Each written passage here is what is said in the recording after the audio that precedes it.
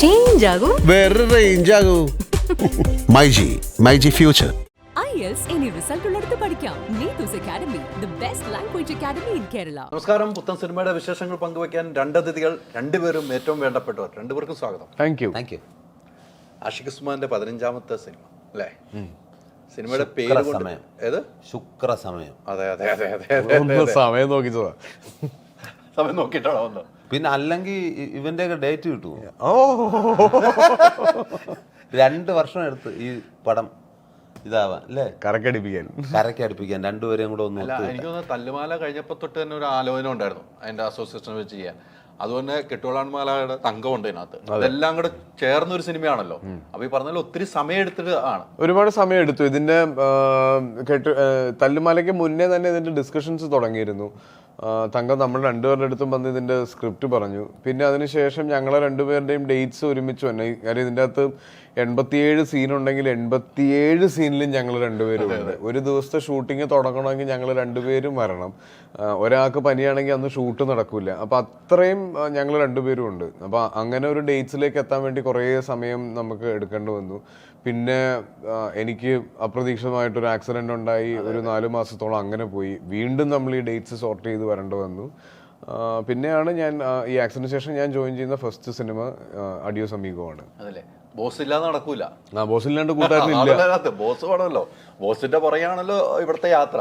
പക്ഷെ ട്രെയിലറൊക്കെ ഉണ്ട്, ഭയങ്കര രസമുണ്ട്. ഭയങ്കര ഒരു ആളുകൾ ഏറ്റെടുക്കുന്ന ആളുകൾക്ക് ഭയങ്കര പ്രതീക്ഷ. നിങ്ങൾ രണ്ടുപേരും കൂടെ വർക്ക് ചെയ്ത കോമഡികളൊക്കെ ഉണ്ടല്ലോ, ഭയങ്കര രസമായിട്ടുണ്ട്. എനിക്ക് ഭയങ്കര ഇഷ്ടപ്പെട്ടു. ഞാൻ ഇന്നിപ്പോൾ ഒന്നും കൂടെ കണ്ടിട്ടിരിക്കുവാണ്. രസകരമായ ഒരു യാത്രാ വിവരണമൊക്കെ ഉണ്ടെന്ന് തോന്നുന്നു എനിക്ക് ആ സിനിമ കണ്ടിട്ട്. നമ്മുടെ ഈ ഒരു വർഷം മാത്രം എടുത്തു കഴിഞ്ഞാൽ മലയാള സിനിമയിൽ ഇറങ്ങിയിരിക്കുന്നത് എല്ലാ തരത്തിലുള്ള സിനിമകളാണ്. ഹ്യൂമർ ഇറങ്ങി, ആക്ഷൻ ഇറങ്ങി, ക്രൈം ഇറങ്ങി, ഹൊറർ ഇറങ്ങി, എല്ലാ സിനിമയും പ്രേക്ഷകർ സ്വീകരിക്കുന്നുണ്ട്. അപ്പം നമുക്ക് നല്ലൊരു സിനിമ തിയേറ്ററിൽ വന്നിരുന്ന് ആസ്വദിച്ച് കാണാൻ പറ്റുന്ന ഒരു സിനിമ. ഇതിൻ്റെ അകത്തൊരു ഭയങ്കര മെസ്സേജ് ഉണ്ടെന്നോ അല്ലെങ്കിൽ ഇതിനെ നിന്ന് ഉൾക്കൊള്ളണം എന്നോ ഒന്നുമല്ല. നമ്മളൊക്കെ ലൈഫിൽ പല സമയത്തും കാണുന്ന, നമ്മുടെ ചുറ്റുപാടും കാണുന്ന ആളുകളാണ് ഈ സിനിമയിൽ ഹൈലൈറ്റ് ചെയ്ത് നിൽക്കുന്നത്. ഇപ്പോൾ തങ്കം കെട്ടിയറാണൻ്റെ മാലാഖ എന്ന് പറഞ്ഞ സിനിമ എഴുതുമ്പോൾ അതിൻ്റെ ഏറ്റവും നമുക്ക് ഇഷ്ടപ്പെടാൻ കാരണം നമുക്ക് അറിയായിരുന്നു ശ്രീവാച്ചനെയും ശ്രീവാച്ചൻ്റെ പ്രശ്നങ്ങളെയും ശ്രീവാച്ചൻ്റെ കുടുംബവും അങ്ങനെയുള്ള. അപ്പോൾ തങ്കം ഭയങ്കര റൂട്ടഡായിട്ട്, ഭയങ്കര ഗ്രൗണ്ടഡായിട്ട് എഴുതുന്ന ഒരാളാണ്. അപ്പം തങ്കം എഴുതി വെച്ച സിറ്റുവേഷൻസും എല്ലാം അതിലൊക്കെ ഉള്ളൊരു കോൺഫിഡൻസ് ആണ് ശരിക്കും ഇത്രയും ധൈര്യത്തോടെ വന്ന് ഈ സിനിമയ്ക്ക് വേണ്ടി സംസാരിക്കാൻ പറ്റുന്നത്. തീർച്ചയായിട്ടും അതെ. എനിക്ക് ഈ സിനിമ ആ ബസ്സിൽ വീഴുന്ന ഒരു സീനൊക്കെ ഉണ്ടല്ലോ, അതൊക്കെ ഭയങ്കര രസമാട്ടോ. അവിടെയൊക്കെ നിങ്ങൾ രണ്ടുപേരുള്ള ഒരു കോംബോ വലിയ രീതിയിൽ വർക്ക് ചെയ്തു. ഇപ്പൊ പറഞ്ഞാൽ 85 ദിവസം കൊണ്ട് 87 ദിവസം നിങ്ങൾ വേണം. അത് ഭയങ്കര എൻജോയ് ചെയ്ത സിനിമയായിരിക്കും. ഈ കഥ കേട്ട് കഴിഞ്ഞപ്പോൾ ആസിഫ് നിങ്ങൾ ഒരുമിച്ച് കഥ കേട്ടിട്ടാണ് കഥ കേട്ട് കഴിഞ്ഞപ്പോൾ ഈ വീണ്ടും ഒരു തിരിച്ചുവരവ് പോലെ എനിക്ക് തോന്നുന്നു. കുറേ സിനിമകൾ ചെയ്ത് വീണ്ടും ആ പഴയ സുരാജ് നമുക്ക് കിട്ടുന്ന പോലെ ഒരു ഫീൽ എനിക്കിത് കണ്ടപ്പോൾ. എങ്ങനെയാണ് അത് ഓർക്കായത് എന്ന് പറയും? ഇത് ആസിഫ് പറഞ്ഞ പോലെ നമ്മൾ രണ്ടുപേരുടെയും ആദ്യം ഈ കഥ ഡിസ്കസ് ചെയ്ത് ഏകദേശം ഒരു 2 വർഷമൊക്കെ മുമ്പാണ്. അപ്പം തന്നെ ഞാൻ ഒരുപാട് ചിരിച്ച് എൻജോയ് ചെയ്ത് കേട്ട ഒരു സബ്ജക്റ്റാണ്. അപ്പോൾ എനിക്ക് അന്ന് തൊട്ട് ഇത് ചെയ്യണമെന്ന് ഭയങ്കര ആഗ്രഹം. പിന്നെ രണ്ടുപേരുടെയും കൂടെ ഡേറ്റ് ഒത്തുവരാനായിട്ട് എടുത്ത സമയം എന്തായാലും അത് വളരെ ഗംഭീരമായിട്ട്. ഇപ്പോൾ ഞാനൊരു ഇടുക്കിക്കാരനായിട്ടാണ്, ഇതൊരു റിയൽ നാട്ടുകാരനായിട്ടാണ്. അതെ, റിയൽ ഇൻസിഡൻറ്റിനെ ബേസ് ചെയ്തിട്ടാണ് ഇതിൻ്റെ തിരക്കഥാകൃത്ത് തങ്കത്തിൻ്റെ ലൈഫിലുണ്ടായ ഒരു ഇൻസിഡൻറ്റും പിന്നെ കുറച്ച് അതിന് സിനിമാറ്റിക് വേണ്ട ഇതൊക്കെ കൊടുത്തിട്ടാണ് ഈ സിനിമ പോയിരിക്കുന്നത്. ഇതിൽ ഇടുക്കിക്കാരനായിട്ടാണ് ഞാൻ, ഇദ്ദേഹം പറവൂർക്കാർ. ഇതിൻ്റെ വലിയ ടാസ്ക് എന്ന് പറയുന്നത് ഒന്ന് ഇടുക്കിക്കാരാണ്. നമ്മൾ രണ്ടുപേരും കൂടെ സംസാരിക്കുമ്പോൾ ഇത് മാറിപ്പോവും.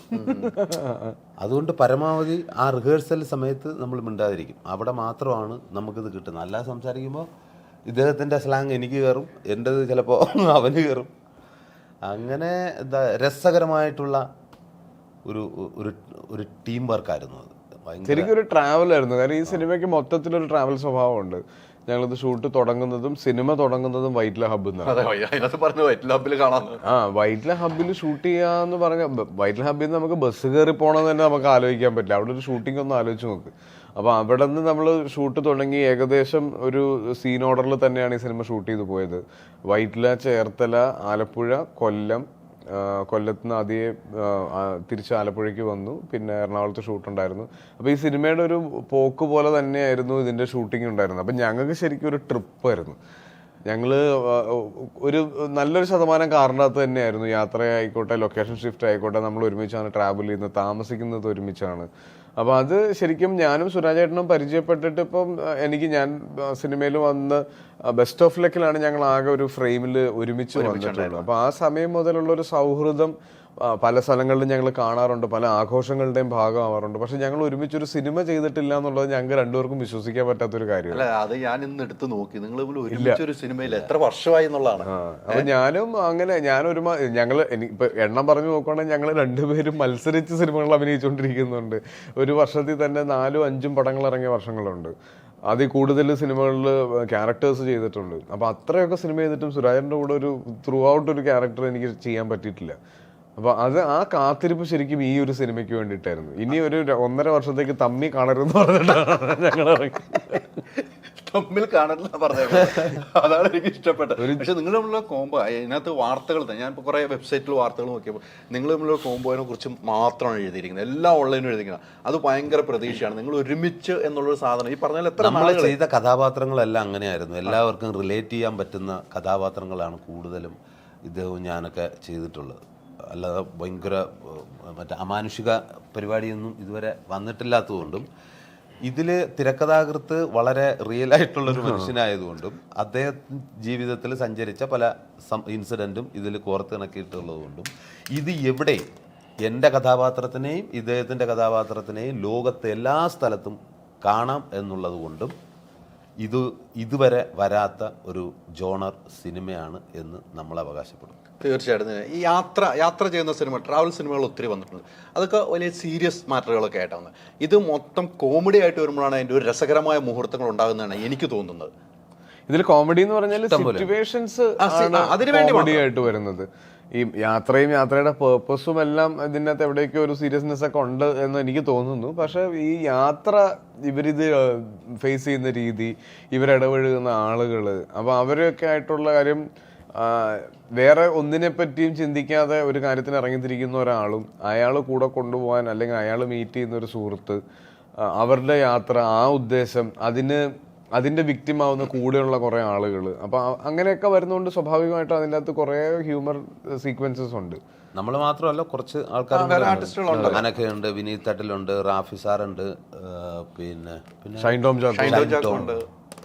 ട്രെയിലർ കാണിക്കുന്നുണ്ട്, ഷൈന കാണിക്കുന്നുണ്ടല്ലോ. അതെ, വിനീത് തട്ടിലിന്റെ ഒക്കെ എനിക്ക് തോന്നുന്നു ഈ സിനിമ ഇറങ്ങുമ്പോൾ ഏറ്റവും കൂടുതൽ സംസാരിക്കാൻ പോകുന്ന ആളുകളിൽ ഒരാൾ വിനീത് തട്ടിലായിരിക്കും. വിനീതട്ടിന്റെ ഒരു ഭയങ്കര രസമുള്ള പെർഫോമൻസ് ആണ്. ഇപ്പൊ ട്രെയിലറിൽ തന്നെ ചോദിക്കുന്നുണ്ട്, പല സൈസ് പൈസക്കാരുണ്ട്, അതിൽ ഏതാ നിങ്ങളെന്ന് ചോദിക്കണ്ടല്ലോ. അപ്പൊ മനസ്സിലാവുന്നില്ല.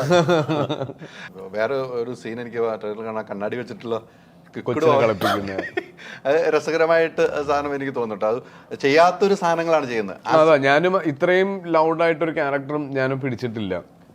ക്യാരക്ടേഴ്സിനെ ശ്രദ്ധിച്ച്, സിനിമകളെ ശ്രദ്ധിച്ചൊക്കെ തുടങ്ങിയതിന് ശേഷം ഇത്തരത്തിലൊരു ക്യാരക്ടർ ഞാൻ പിടിച്ചിട്ടില്ലെന്നാണ് എനിക്ക് തോന്നുന്നത്.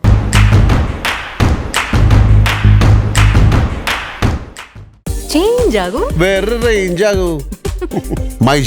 MyG future. IELTS any result ഉള്ളിടത്ത് പഠിക്കാം. NEETUS Academy, the best language academy in Kerala.